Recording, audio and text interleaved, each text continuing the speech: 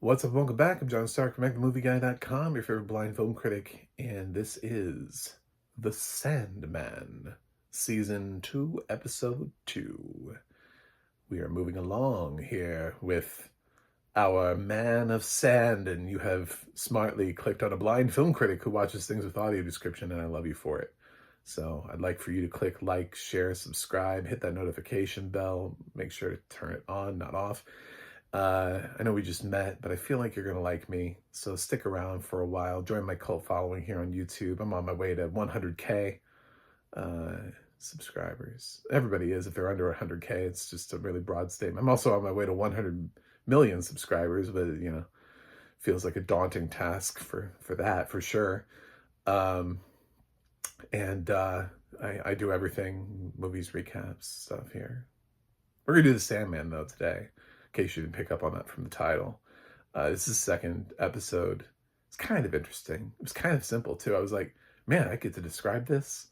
This is really simple. I mean, I suppose I could describe it, like, in depth, but this is, like, the easiest. This is, like, I could elevator pitch this. So, after the first episode where the family met and Dream decided that he needed to go rescue the queen of the first people.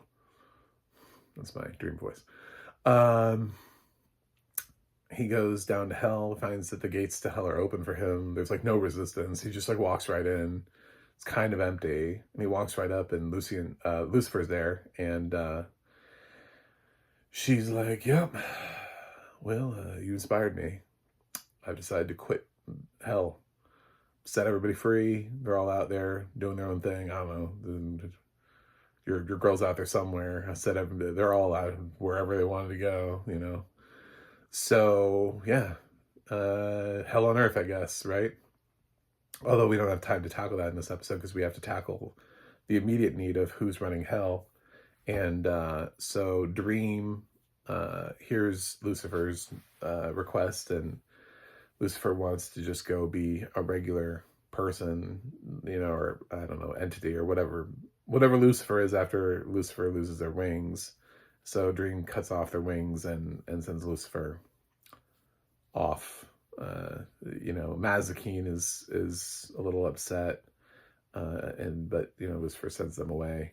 I thought it was really weird that in the following sequence, when we had all these people vying for, because then like the second half of the episode is like there's like this doom.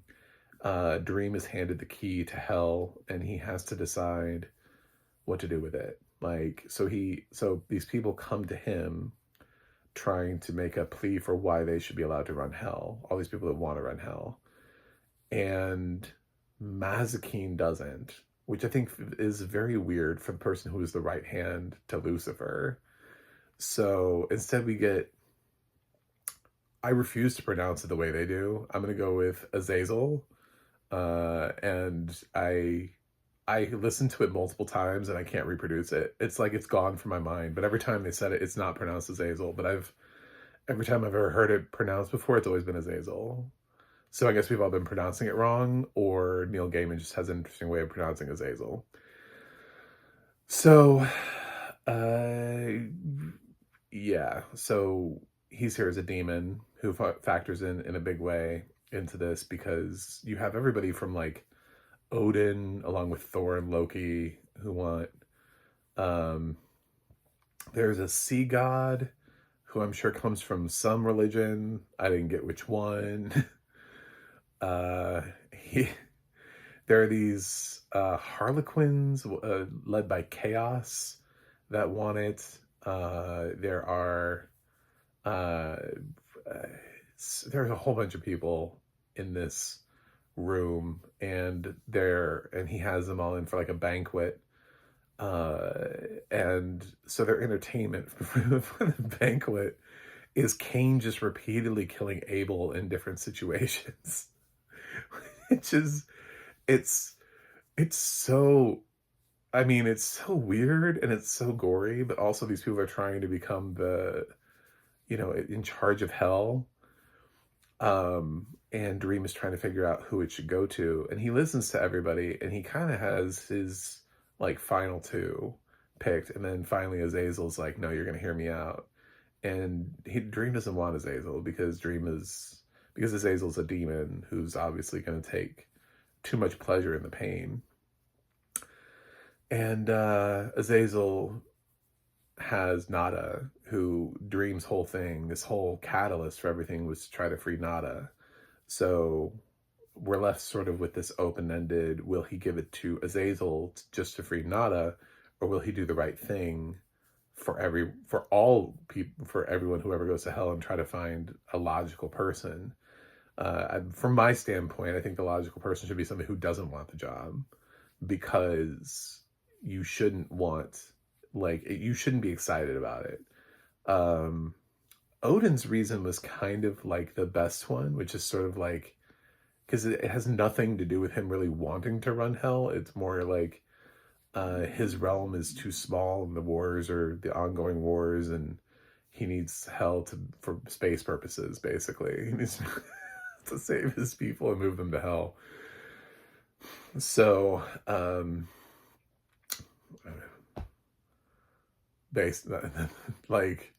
he doesn't really, he's not there to capture the lost souls and torture them or anything. Has no relevance or bearing.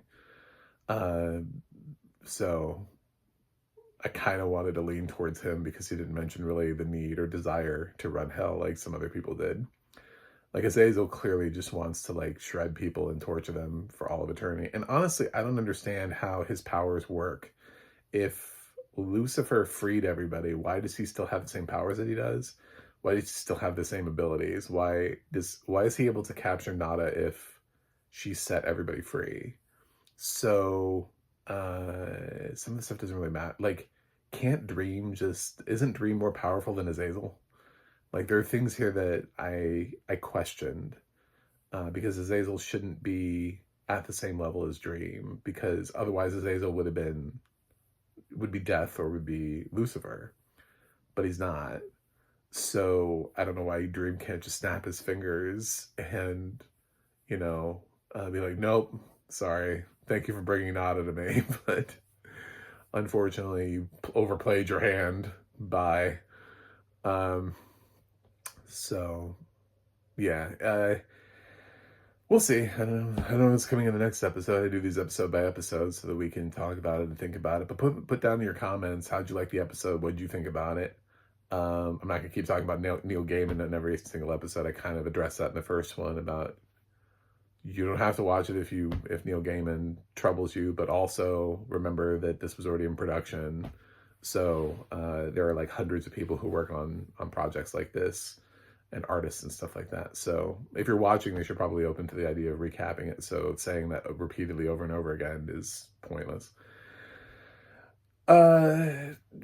Yeah, the Sandman episode 2.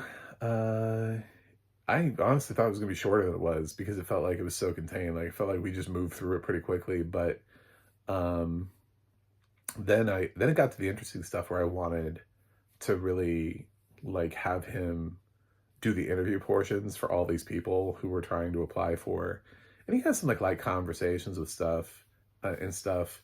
I think the Kane stuff was kind of a gimmick. We don't spend too much time on that. I would have maybe shifted a couple things around just so that Dream could have more conversations with some other people, because it's kind of gimmicky to see all of these people who are applying for the rights to hell. I would have tried to have a couple more people who just didn't make any sense, or it's why are you here? Just, because some of it is a little bit of a gag that they're included in this world at all. I thought it'd be really funny if they had the Good Omens cast, but not ever referencing who they were, who they were playing, but just had them in here, they just sort of show up and they're like, so you two want to run hell, are you three, include John Hamm or something, I don't know. But or Frances McDormand, right? Some great cameo from Good Omens. So, but yeah, that's the only little thing I would have wanted is more of those little interviews, because I thought that was the most interesting thing was Then he could tap into like more of these like religious lores and all of these different things and from history, and Hades, for example. Like, where's Hades at? I mean, you're acknowledging that Norse mythology is a thing, but what's up with Hades, So I'm gonna give the Sandman season 2 episode 2 an A minus, because it is really a good episode. I just kind of wanted more from the interviews. I wanted there to be more of these little like, well, I'm so and so, and I think I have the right to it. And also, I did want Mazikeen there. And it's not that we're not going to bring Mazikeen back, but it kind of makes sense for the person who was right there to also want to show up. And if Azazel gets to show up, I don't know why Mazikeen wouldn't. So, yeah. Anyway, let me know. Put it in the comments. Thanks for watching. Thanks for subscribing, and I'll see you guys on the other side.